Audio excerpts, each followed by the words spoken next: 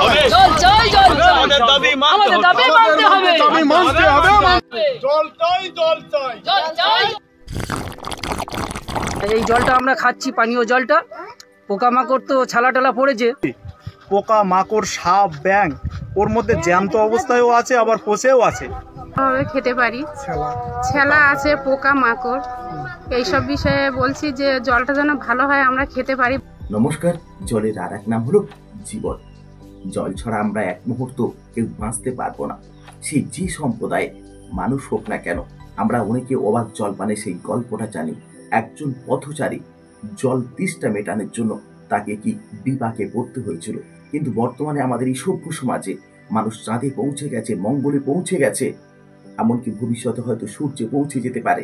বিজ্ঞানের অবদানের জন্য মানুষ সব দিক দিয়ে এগিয়ে, কিন্তু আমরা এখন কোন সভ্যতায় বাস করি? শহর থেকে গ্রাম পর্যন্ত উন্নয়নের ছড়াছড়ি, তার মাঝেও যেন অন্ধকারে ডুবে আছে গ্রাম। এমনই এক গ্রামের কথা বলবো আজ, যেটা শুনলে আপনারা চমকে যাবেন। হিঙ্গলগঞ্জের চাড়ালখালি 20 থেকে 25,000 মানুষ এখন খাবার জলটুকু পায় না। তারা পুকুরের জল পান করে। 20 থেকে 30 বছর আগে চাড়ালখালির জমিদার বাড়িতে বালি ফিল্টার বসানো হয়েছিল, আর সেখান থেকে স্থানীয় মানুষজন জল খেত। কিন্তু বর্তমানে সেই বালি ফিল্টারের যা অবস্থা, এখন আর মানুষ জল পান করতে পারে না। সেই বালি ফিল্টারে বাস করছে সাপ ব্যাং ইঁদুরের মতো জীবজন্তু। এমনকি সেখানে সেই মরা সাপ ব্যাং পচে নষ্ট হচ্ছে। আর বালি ফিল্টারে সেই পুকুরের জল পান করে চাড়ালখালি গ্রামের মানুষ একের পর এক, দিনের পর দিন অসুস্থ হয়ে পড়ছে। কেউ ভুগছে কখনো ডায়রিয়ায়, কেউ ভুগছে বমিতে, কেউ ভুগছে পেটের ব্যথায়। এখান থেকে মুক্তির উপায় কি? আমরা কোন সভ্য সমাজে বাস করছি, না আদিম যুগে বাস করছি? আদিম যুগের মতন মানুষ পুকুরের জল পান করছে। সত্যিকারে কি ভবিষ্যতে চাড়ালখালির মানুষ বিশুদ্ধ পানীয় জল পাবে না?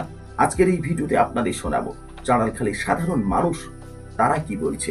এই জলটা আমরা খাচ্ছি, পানীয় জলটা, পোকামাকড় তো ছালা টালা পড়েছে।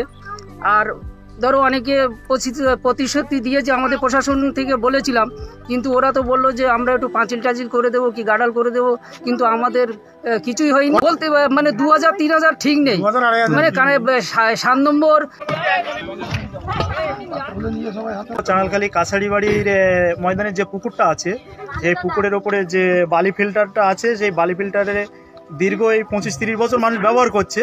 কিন্তু বর্তমানে যা পরিস্থিতি, পোকা মাকড় সাপ ব্যাং ওর মধ্যে জ্যান্ত অবস্থায়ও আছে, আবার পচেও আছে। আমরা চাইছি প্রশাসনিক বিভাগের পক্ষ থেকে যাতে আমাদের এইটা পানীয়র উপযোগী করতে পারে, সেই ব্যবস্থা আমরা সবার কাছে দাবি করছি। আমার নাম সঞ্জয় জোরদার, বাড়ি চাড়ালখালি।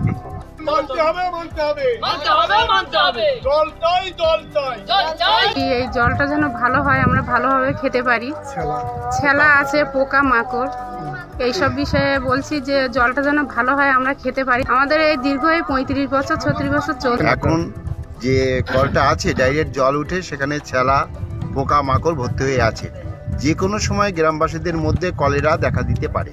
দীর্ঘদিন ধরে এই অভিযোগটা করে আসে, প্রশাসনিক লেভেলে জানানো হয়েছে, কিন্তু কোনো সদুত্তর এখনো পাওয়া যায়নি। রামকৃষ্ণ মণ্ডল, চাড়ালখালি বাড়ি। তাই চাড়ালখালির সাধারণ মানুষ থেকে মায়েরা বারবার প্রতিবাদ জানিয়েছে, তাতে সুরাহা কিছু হয়নি।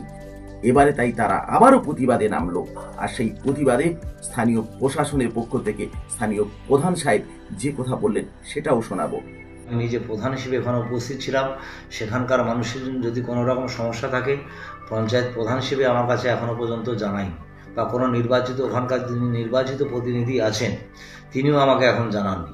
তো আমি যখন আপনাদের মাধ্যমে এই বিষয়টা জানতে পারলাম, আমি আগামীকাল ওখানে নির্দিষ্ট স্পটে যাব, গিয়ে যথোপযুক্ত যাতে ব্যবস্থা গ্রহণ করা যায় সে বিষয়ে আমি চেষ্টা করব এবং পদক্ষেপ নেব।